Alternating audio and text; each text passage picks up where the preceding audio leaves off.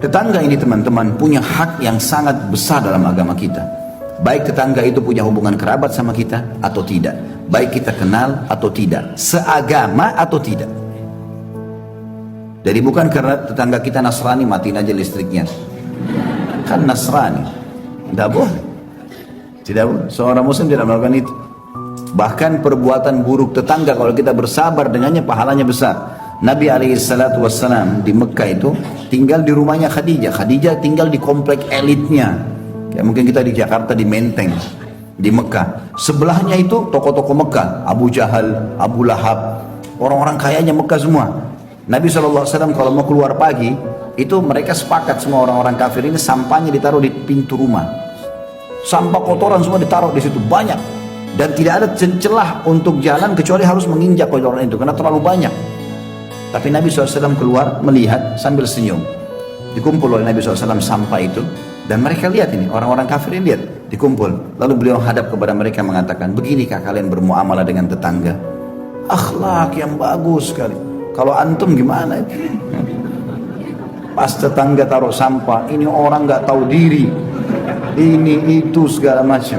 Nah, Nabi SAW cuma senyum mengatakan, beginikah kalian bermuamalah dengan tetangga? Sehingga akhirnya mereka malu sendiri. Nggak diulangi lagi sudah. Karena Nabi tidak balas keburukan dengan keburukan. Kalau ada orang yang memancing emosi kita teman-teman dengan ghibah, dengan fitnah, kalau antum respon, dia gembira karena targetnya itu. Memang target kita jengkel. Tapi kalau antum tidak peduli, ya sudahlah, ini pahala buat saya. Semoga Allah kasih hidayah. Itu bumerang yang besar buat dia. Paham gak ini? Benar. Allah jadi saksi ya.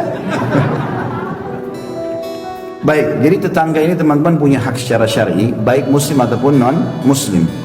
Ya, muamalah yang baik dengan mereka itu sampai dalam hadits ini kata Nabi SAW, Jibril setiap kali datang ketemu aku, setiap ketemu selalu mewasiatkan, hai Muhammad, sampaikan ke umatmu berbuat baik sama tetangga.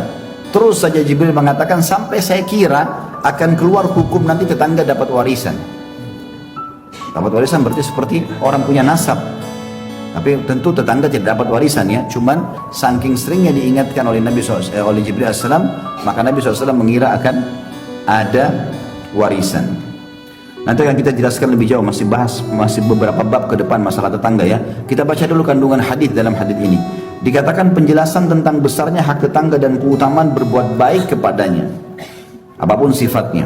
Memberikan makanan, menegur, tegur sapa, ya, membantu kalau dia lagi butuh bantuan, mengantarnya ke rumah sakit misalnya, membawa barangnya, membantu apa sajalah yang berhubungan dengan masalah tetangga, karena mereka orang yang paling terdekat.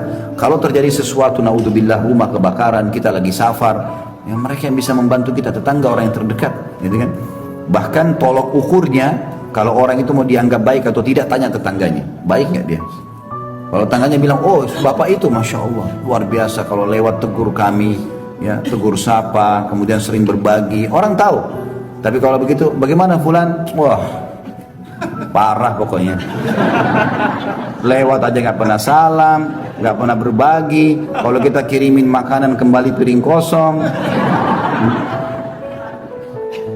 Kenapa ketawa? Tahu diri. Kalau dikasih sesuatu sama tetangga, balikin piring juga ada isinya.